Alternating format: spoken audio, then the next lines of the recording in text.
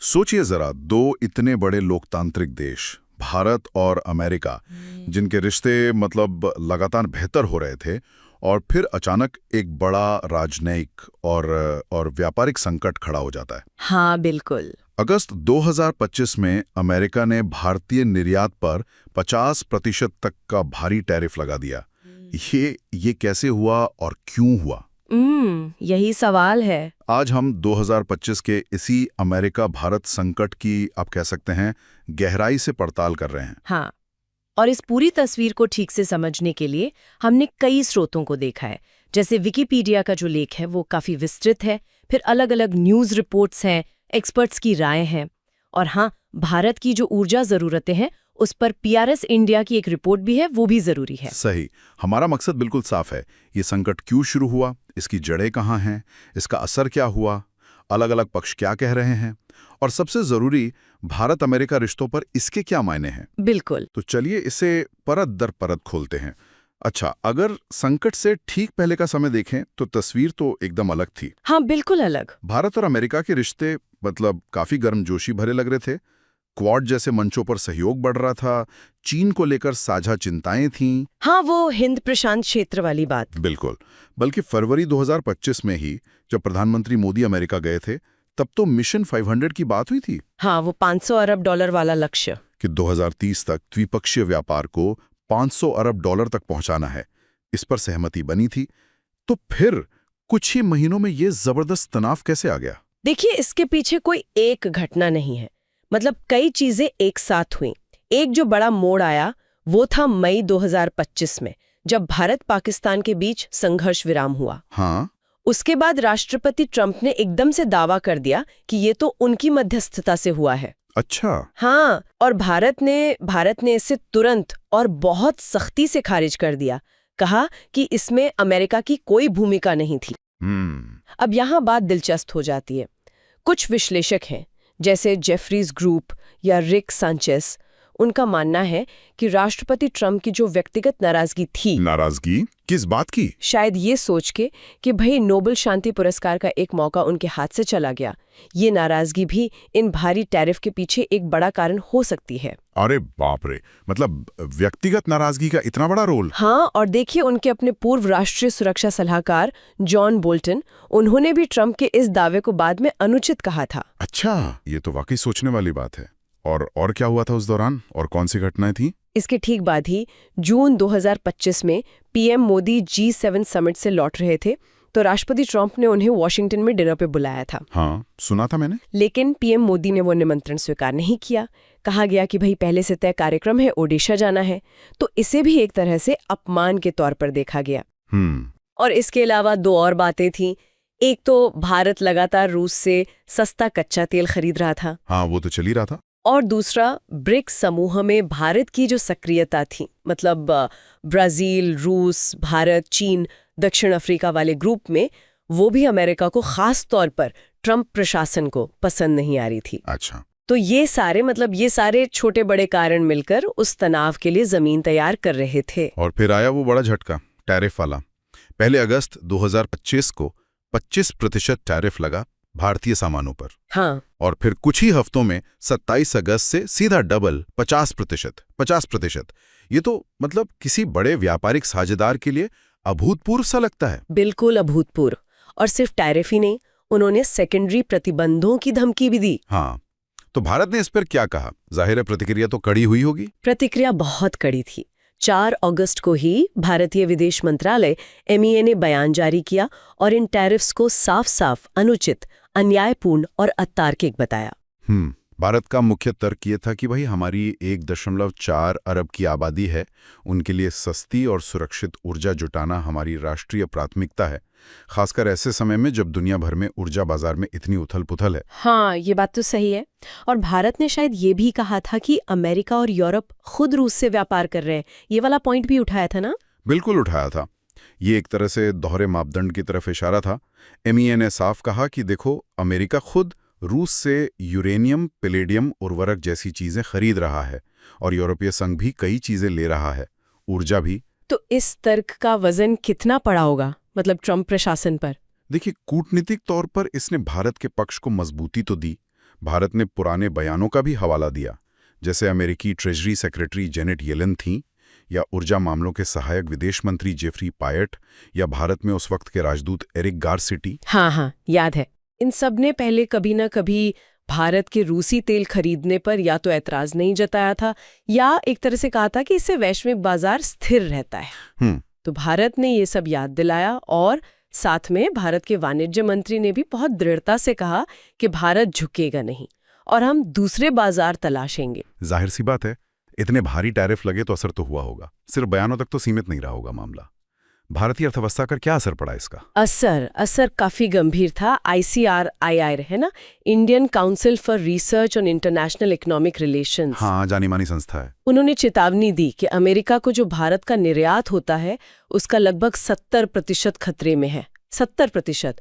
उन्होंने ये भी कहा कि भारत को तुरंत व्यापार सुधार करने होंगे और अपने बाजार, मतलब दूसरे देशों में बाजार खोजने होंगे।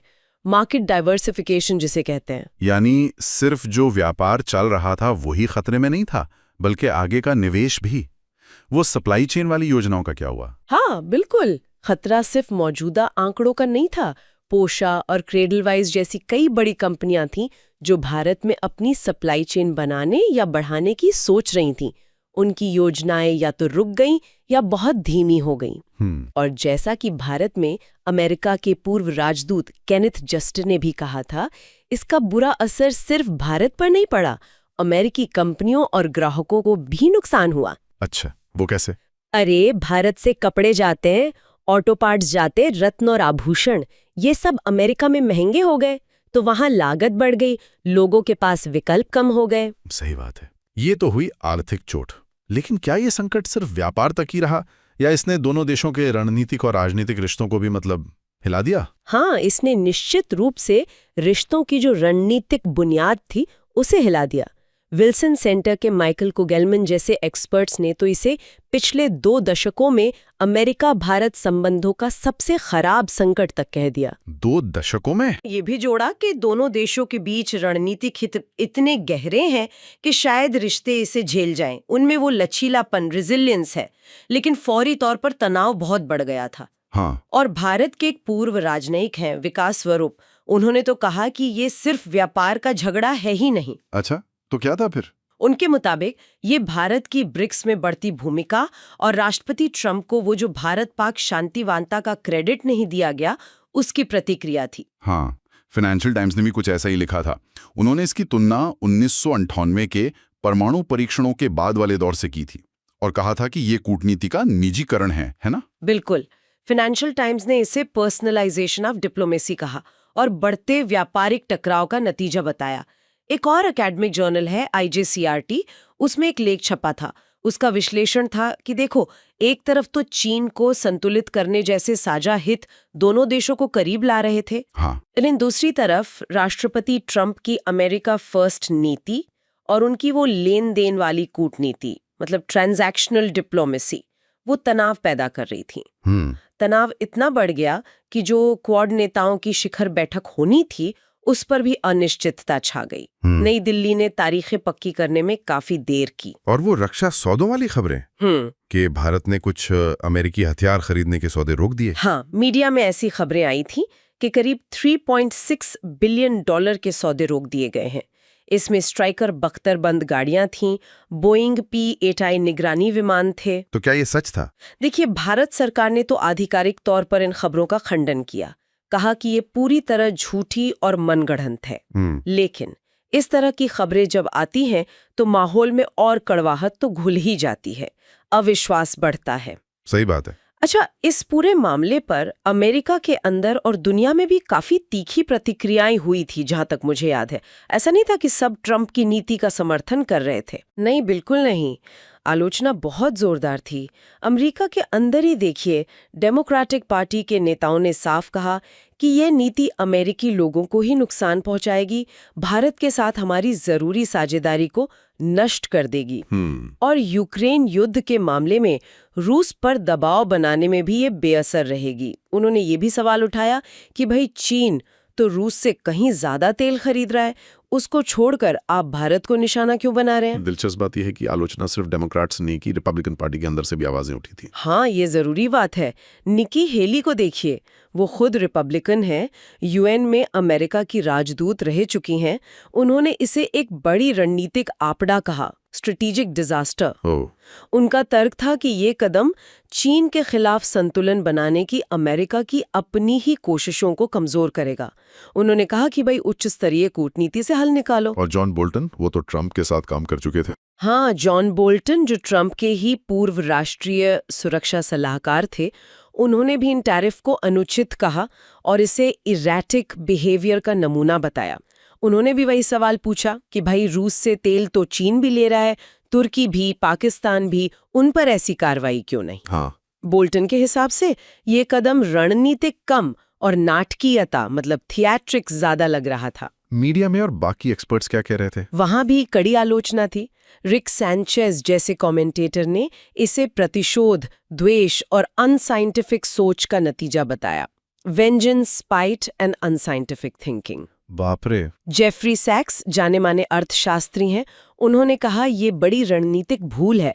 लंबे समय में भारत से ज्यादा अमेरिका को नुकसान होगा।